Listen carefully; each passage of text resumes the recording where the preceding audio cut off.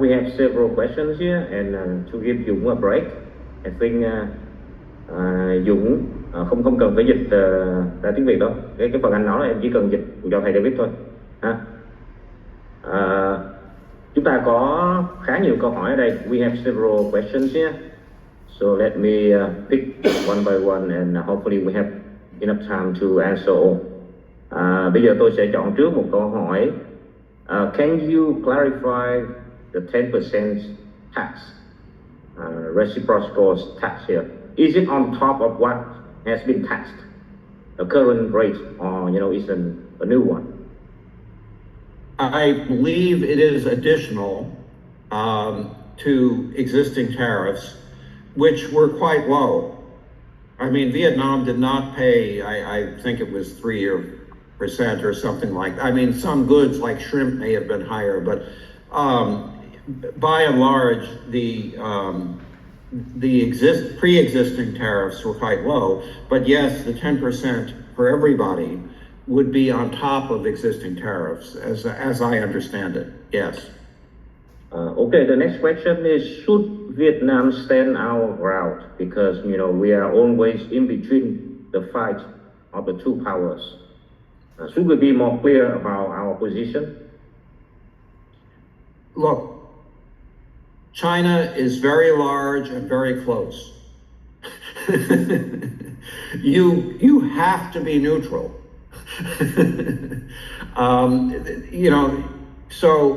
And the U.S. right now is not being very sensible, but it's a process which is working out, and I think will work out in a way that is reasonable, not optimal, but reasonable for Vietnam.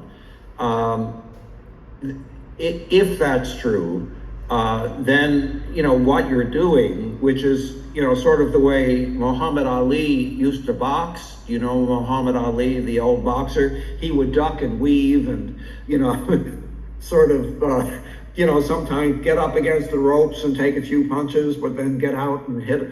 I think that's sort of what Vietnam is doing, and I think that is right. You don't want to ally with China against the U.S. You don't want to ally with the U.S. against China.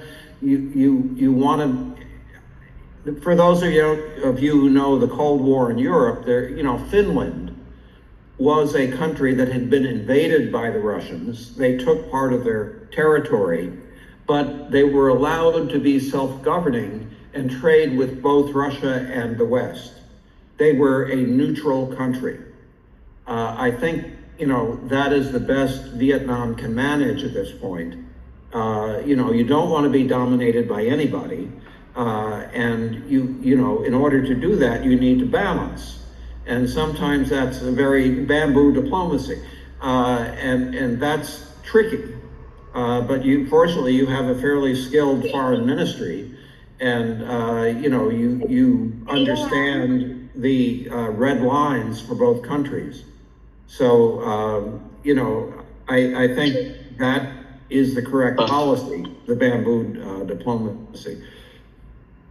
Thank you. Okay, the next question is, what is your take about China's reaction to the new tariffs, and how would that affect Vietnam?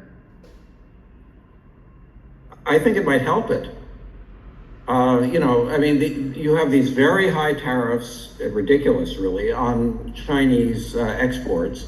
So, what had been happening is a lot of Chinese inputs went to Southeast Asia and then were exported with some domestic processing into the U.S. market. So, indirectly, China was exporting.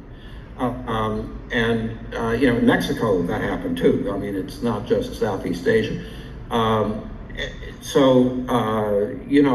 think it could intensify what has already been happening. Now, I think there is another part of this, which I'll just mention. China has made industrial loans of $1.5 to $2 trillion. That's $1,500 to $2,000 billion for factories in China to dominate manufacturing. And if they can't get into the US, they are going to go to other countries. Europe is getting very, very nervous. ASEAN, I can tell you, Indonesia, Thailand is getting very, very nervous about this, what has been described as a tsunami of Chinese exports. It could wipe out a lot of domestic industry in the rest of the world. That's another topic. We're not, what the US is doing is trying to decide how much to import and how much of those imports should be made in China. That's basically what it's trying to decide. What Vietnam will have to decide is, how much it imports. And, if it can manage a niche in the trading system, which allows it to keep growing and, get more technically adept and not be wiped out by China. That's another discussion, but it's certainly something as a, Vietnamese policymaker or investor I wouldn't be worried about. Okay, relating to the China question, I think we have a question here, very interesting. The Chairman Xi Jinping will visit Vietnam very soon. Right? There will be a lot of commercial agreements, possibly, right? And then, the deficit with the US might increase because Vietnam, again, will become a transshipment place. What is your solution to that? I mean, any suggestion? Yeah, I think the solution is to add more value yourself. You have a very weak private sector of small and medium firms. Vingroup, but they're sort of getting bailed out with the renewable energy and so on. But if you take out a few, sort of real estate firms that have diversified but are very closely connected to the government, the other small and medium firms are a small fraction of output and have trouble hiring really good people and, don't invest enough in technology. Their use of AI and so on is low. Research and development spending is low. That's what you've got to work on. If you were more like Korea, which produces more of its own exports, you would be in a much stronger position. If people like Navarro can say they're just a transshipment point for Chinese inputs, that's harder to argue against. And the other thing you can do generally is diversify your exports, and I think that's a great idea to the extent you're able to, and find other markets. Japan, South Korea, Taiwan, Australia are not small markets, and if you can enter into trade agreements with them and so on, go for it. And even Latin America might be possible because they're relatively high wage. I think there are things you can do, but China's going to say, look, we're the stable power, we want free trade. Of course they want free trade. They've been subsidizing their industry so much that they wipe out everybody else. It's not just subsidies, it's economies of scale, it's very fierce domestic competition in China that, survival of the fittest, and then they merge and so on. It's also stealing of technology, but it's also developing their own. China is a very formidable competitor, and of course they'll want free trade. Again, this is going back to my previous comment, Vietnam has to decide how it juggles, the desire. If Xi Jinping says, if you have zero tariffs for the US, we want zero tariffs too, most favored nation. And, that gets to be a very complicated three-way negotiation. And, you know, frankly, if I were American, I would not force Vietnam to import huge amounts of Chinese goods. That doesn't make any sense. But I'm not sure that's where, you know, the current thinking is. They're narrowly focused. So, you know, Vietnam is going to have to point that out and, you know, try to thread the needle, basically, while it strengthens its own industry and builds its own, you know, sort of capabilities. The one thing I would just add here, if you look at Malaysia, Malaysia has gotten about 20 times as much data and cloud center investment from abroad as Vietnam.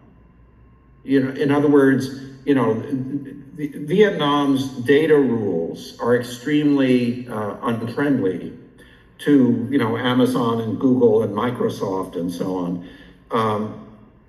You know, if you looked at Malaysia's data rules, they protect Malaysia. It's not that they don't care about their privacy and data and so on, but, you know, they are cognizant of the way the data world works, and Vietnam's are much more restrictive. If Vietnam changed its data rules, which would not be expensive, and invested enough in energy that it was reliable, which, you know, would take some investment, but I think, you know, the Amazons of the world could help with that. They could fund, you know, some of the projects. I think, you know, you would get a lot more data center investment, which would mean cheap and quick and available AI, and that would, you know, allow you to upgrade your domestic industries more readily and develop more talent. Because, you know, if you have all that stuff locally, you get jobs in computer science and AI, and you can attract and keep people, or even get them to come back from other places. You know, I mean, that's the direction I think you want to go in. And, you know, I think that needs a discussion, because there are people that I have met in Hanoi that think they can do it all alone, that Vietnam can do their own cloud center. Of course Vietnam can do its own cloud center, but it's not very good. You know, it doesn't have the value-added services, it doesn't have the degree of protection, it doesn't have the capability. You know, you can buy hardware, but the software is what makes it magic. And, you know, Vietnam is not in that position. I mean, neither is Germany. I mean, this is not an insult to Vietnam. There are only a few countries, China, you know, the US, basically are the two big ones. And you know, then the EU collectively, and maybe Japan to a lesser extent. But anyway, so it seems to me that this is, as I said, a complicated problem. You need to work on energy, you need to work on data regulations, you need to work threading the needle between Chinese imports and you know, American desire for market access, even though that's not the real issue. You know, I try, you know, like the US is complaining that you only allow 5% ethanol and you should allow 10% ethanol. Well, you know, that's a few $100 million. And, you know, you've got $120 billion trade surplus. You know, the ethanol is not going to solve this problem. It's not that it isn't an issue, and you probably should go to 10% ethanol just to make them happy, because you don't have to change the engines or anything then. But, you know, the basic problem Vietnam has is that the fascination with bilateral trade deficits is clouding the real issues behind, you know, the problems both the US and Vietnam have. Let me just say something very quickly. You know, the US has the advantage and disadvantage of having the dollar being a key currency. Up till at least recently, people had wanted to hold dollars in central bank reserves. They wanted to, commercial banks have wanted them because it makes trading easier. And as a result, there's a demand for dollars. When there's a demand for dollars, the dollar is stronger. Exports go down and imports go up. If you want the US to be a normal country and lose this privilege of being able to print money, then be unstable, have a wild fiscal policy, and scare people away. And then interest rates would go up. You'd have to run a more conservative fiscal policy, and the dollar would be just another currency.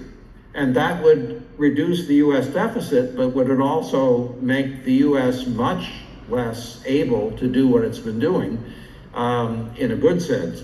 Providing international liquidity, having a stable international financial system, having a Federal Reserve that is fairly sophisticated and works with central banks and swap lines and so on. I mean, all of that would be lost, and you'd have a sort of chaos, which would not be terribly good. I mean, it would be a little bit like, the 19th century, before the Great Depression.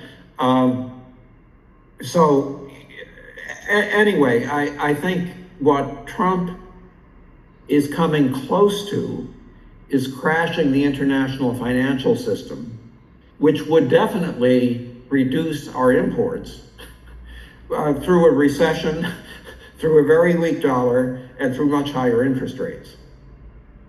And, I don't see that that's in his interest. I don't think it's in America's interest, and I'm not sure it's in anybody else's interest, because losing the international financial system would be a fairly big step. Okay, thank you, David. I will do bilingual now, so to give you a break. Waves, I will speak in Vietnamese first. Yes. Bây giờ mình có